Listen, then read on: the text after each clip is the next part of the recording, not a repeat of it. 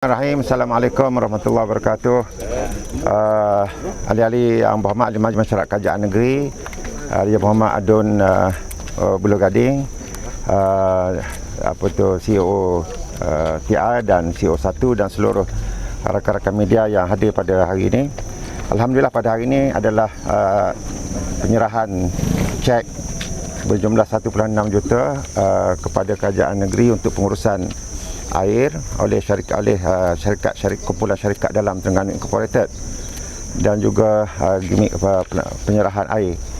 Ada perkara yang saya ingin maklumkan kepada rakan-rakan media dan kepada seluruh rakyat negeri Terengganu tentang perkembangan terkini ke krisis air yang sedang berlaku ini. Yang pertama ialah sekarang ini adalah dalam proses pembakian, dan mungkin ada yang tanya kenapa masa yang diambil untuk pembakian ini lama. Saya rasa sedia maklum bahawa pembakian ini tidak melibatkan melibatkan pembakian paip di bawah di dasar sungai, dan juga ada komponen-komponen yang perlu didapatkan daripada luar negara. Jadi proses untuk mendapatkan dan di samping fabrikasi komponen-komponen yang diperlukan itu memakan masa. Apa yang saya nak ingatkan kepada sekalian adalah, pertama, paip baru sebanyak 9 unit telah sampai di site di Losong semalam pada 3 hari bulan daripada Selangor, paip bagi menggantikan yang rosak itu.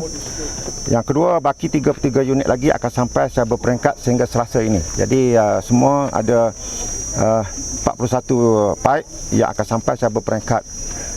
Yang ketiga ialah couplers sebanyak 20 unit dari Australia akan tiba di site pada hari ini. Ini bukan main-main daripada Australia, couplers itu ya. Couplers daripada 26 unit lagi akan tiba daripada Itali pada 6 hari bulan September.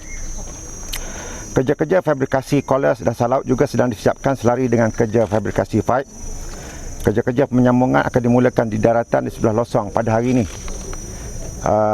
Seterusnya, 3 unit variable frequency drive daripada Jepun telah selamat sampai ke loji Kuala Terengganu Utara pada petang semalam pada 3 hari bulan, dan ianya akan mengalami proses uji dan telah dipasang, dan kita akan tengoklah untuk loji Kuala Terengganu Utara dengan kedatangan 3 variable frequency drive ini akan membolehkan penyaluran air sebagai contingency plan. Buat masa ini kita masih lagi mengekalkan 12 September sebagai tarikh untuk krisis ini berakhir sepenuhnya dan mencuba sedaya upaya untuk menyelesaikannya lebih awal. Jadi kita berharap itu adalah antara worst case scenario kita, dan kita berharap kita mampu untuk apabila sebahagian daripada loji Kuala Terengganu Utara beroperasi dengan kedatangan 3 variable frequency drive tadi daripada yang semalam, pembakian di dasar sungai juga insya-Allah akan siap, dan insya-Allah Kuala Nerus dan sebahagian Kuala Terengganu yang dilanda krisis ini akan mendapat 2 punca air untuk sampai ke tangki Bukit Berangan. Sekiranya proses uji dan penyaluran air daripada loji KTU dapat dijalankan dalam waktu yang terdekat ini, insya-Allah itu akan dimulakan dahulu untuk dihantar air ke loji Bukit Berangan. Keupayaan paip dasar sungai sekarang ini ialah 50 juta liter sehari, dan keupayaan Kuala Terengganu Utara, loji Kuala Terengganu Utara adalah sebanyak 120 juta liter sehari, iaitu 2.4 kali keupayaan paip dasar sungai, dan insya-Allah ianya akan menjamin penyaluran air yang lebih berkesan kepada rakyat secara menyeluruh. Buat masa ini kita doa supaya kerja pembakian dasar sungai berjalan lancar dan pengoperasian loji Kuala Terengganu Utara berjalan dengan sebagaimana yang kita rancangkan.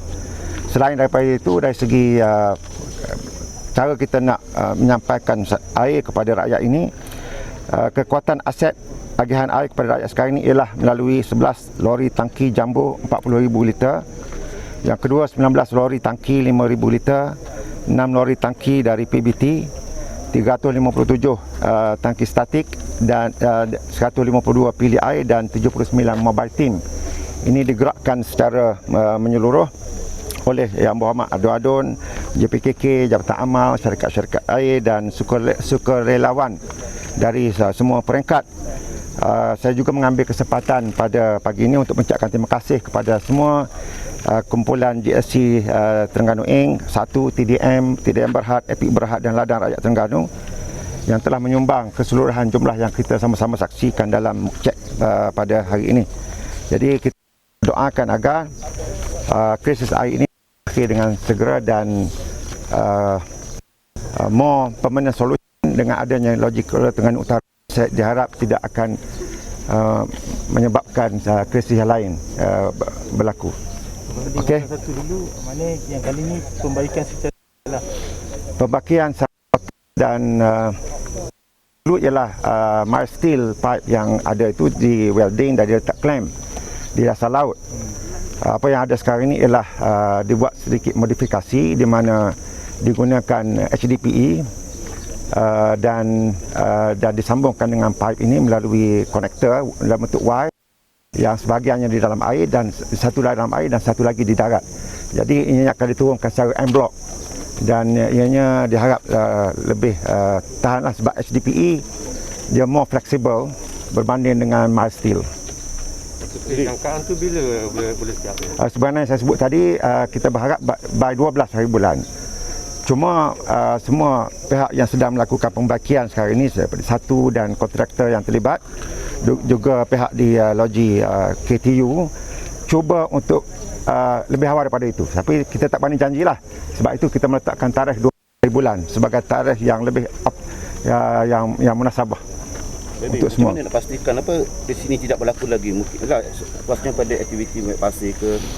Saya rasa saya sudah maklum sebelum ini dalam PC saya setelah krisis berangan satu berakhir bahawa kita membentuk satu jawatan kuasa siasatan yang diberi tempoh selama hampir sebulan pada waktu itu, dan setelah berlaku berangan 2 saya umumkan pelanjutan tempoh kajian selama 2 minggu lagi selepas daripada hampir 30 hari itu berakhir, dan insyaAllah by akhir bulan ini insyaAllah ianya akan berakhir. Siasatan ini akan melihat dari segi mengenal pasti punca-punca masalah yang ada, dan apa yang berlaku ialah setelah berangan satu krisis yang pertama itu berlaku, stop order telah dikeluarkan kepada syarikat yang mengorek pasir di berhampiran kawasan itu, bukan di tempat itu tapi berhampiran.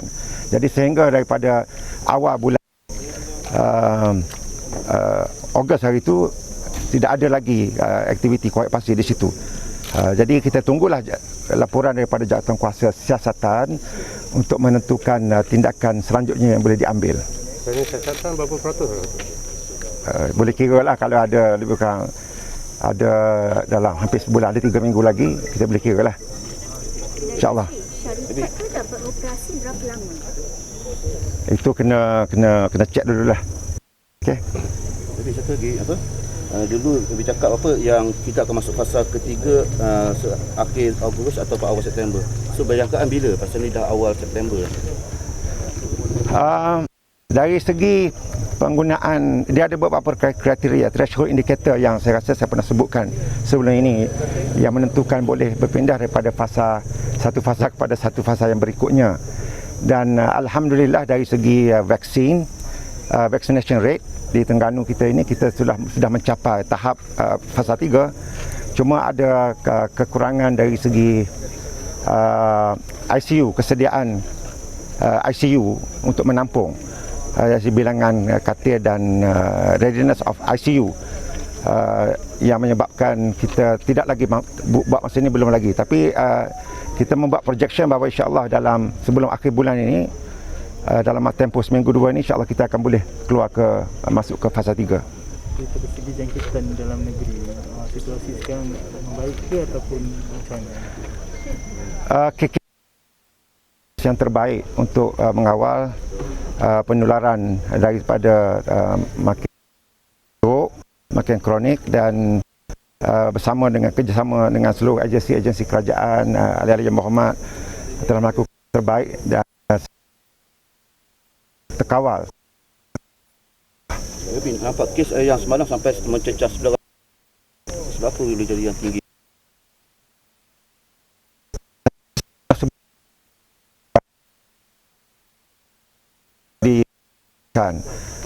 Dan penyakit ini mudah berjangkit. Jadi kalau tak ikut SOP memanglah rule of thumb lah, boleh berjangkit. Jadi kalau kata jangan buat program-program keluarga dan sebagainya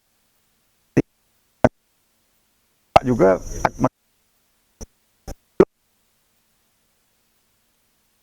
anggota masyarakat keluarga. Kalau lihat ada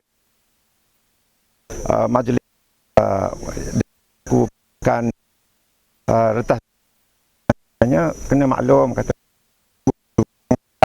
kena kahwin dan sebagainya pun jangan buat dulu. Dulu barulah buat. Jadi seluruh di antara kita ada peran 100% kepada ataupun pihak berkuasa seperti polis Diraja Malaysia.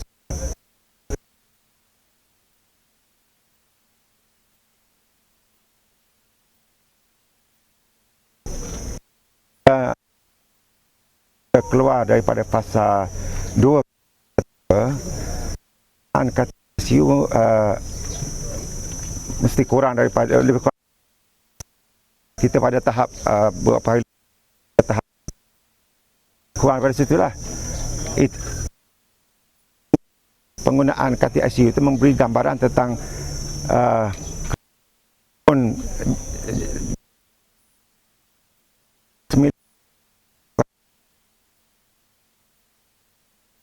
itu stage 2